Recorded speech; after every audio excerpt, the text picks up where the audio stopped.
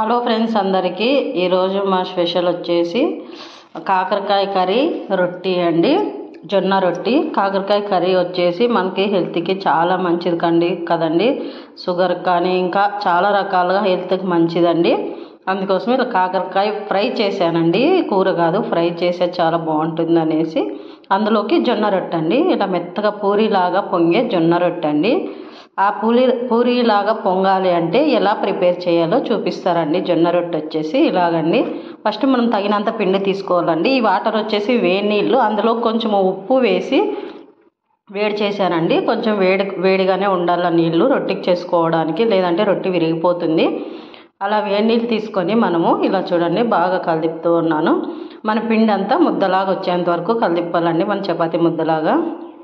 జొన్న రొట్టె కూడా చాలా హెల్త్కి చాలా మంచిది కదండి. టేస్ట్ అలాగే ఉంటుంది, హెల్త్కి కూడా చాలా మంచిది.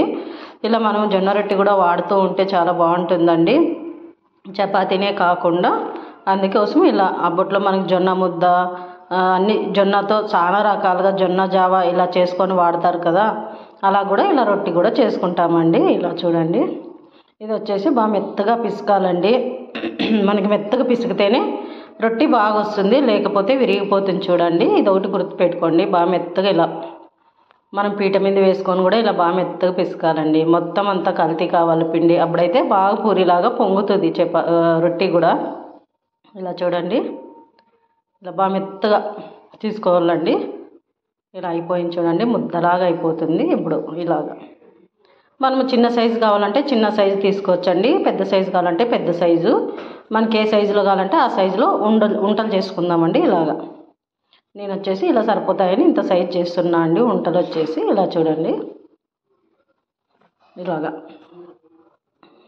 సేమ్ మన చపాతీ పిండిలాగా అయిపోతుందండి. ఇలా కలిపేసి తగిన చూడండి ఇలాగా అయిపోతుంది.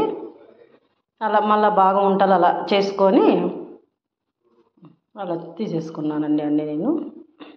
అలా ఉంటలు చేసుకున్న తర్వాత ఇలా కొంచెం వట్టి పిండి కింద వేసుకొని ఇలా తట్టాలండి. ఇలా చూడండి, ఇలా చేతితో తట్టుకుంటే అయినా చాలా బాగుంటుందండి. ఈజీగా కూడా వచ్చేస్తుంది, మెత్తగా ఉంటుంది పిండి. ఇట్లా బాగా రౌండ్గా చేసుకుంటూ రొట్టె తట్టేస్తే అయిపోతుందండి, జొన్న రొట్టె రెడీ అవుతుంది. ఇలా చూడండి, ఇలా బాగా అంతా మొత్తం ఇలా తట్టాలండి. ఇంకా స్మూత్గా అలా అనేస్తే వెడల్పు అయిపోతుంది, చాలా బాగుంటుంది. ఇలా చూడండి, మనకి బాగా వస్తుంది, పెద్ద సైజు కూడా వస్తుందండి అంత ఉంట తీసుకుంటే మనము. ఇలా నేను వచ్చేసి కట్టెలపై మేము చేస్తున్నా అండి, బాగా కాలుతుంది బాగుంటుంది అనేసి. మనం గ్యాస్ మీద కూడా చేయొచ్చు, కానీ కట్టెలపై మీద నాకు అనుకూలం ఉందనేసి కట్టెలపై మేము చేస్తున్నా. కట్టెలపై లేని వాళ్ళు గ్యాస్ మీద కూడా చేసుకోవచ్చండి, ఇలాగే సేమ్. ఏమంటే గ్యాస్ మీద కాలిస్తే లేట్ అవుతుంది, కట్టెలపై అయితే తొందరగా అయిపోతుంది. కట్టెలు బాగుంటుంది కదా అలా అనేసి, బాగా మంట వస్తుంది కదా అలా అని తొందరగా అయిపోతుందండి. ఇలా చూడండి, పెనం అంతా వేడి చేశాను అప్పుడే నేను, కట్టెలు పెట్టి మంట పెట్టేసినాను. అలా వేసినాక ఒక నిమిషంకి ఇలా కొంచెం వాటర్ తీసుకొని బట్టతో ఇలా వేయాలండి. మనం చపాతీకి ఆయిల్ ఎలా అంటిస్తామో రొట్టెకి ఇట్లా ఇది వాటర్ అంటిస్తామండి. ఒక కాటన్ క్లాత్ తీసుకొని ఒక నిమిషం తర్వాత అది వాటర్ అంతా ఇంకిపోతుంది, అప్పుడు ఇలా తీయాలండి. మాడిపోకుండా బాగా చూడండి, బాగా టేస్టీగా బాగుంటాయి, ఇలా వస్తాయి కూడా. ఇలా ట్రై చేసి చూడండి, గ్యాస్ మీద కూడా బాగా వస్తాయి. ఇలాగ మనం ఒక క్లాత్ తీసుకొని కాటన్ క్లాత్, అదే క్లాత్ని ఇలా నొక్కితే మనకి కాలుకోకుండా వైపు కూడా బాగా లోపల వరకు కాలుతుందండి. అందుకోసం ఇలా క్లాత్ తీసుకొని నొక్కుతాను నేను. ఇలా చూడండి, రెండు వైపులా అలా కాల్చుకుంటాను. అలా కాల్చుకొని ప్లేట్లోకి సర్వ్ చేసుకుంటే అయిపోతుందండి జొన్న రొట్టె వచ్చేసి.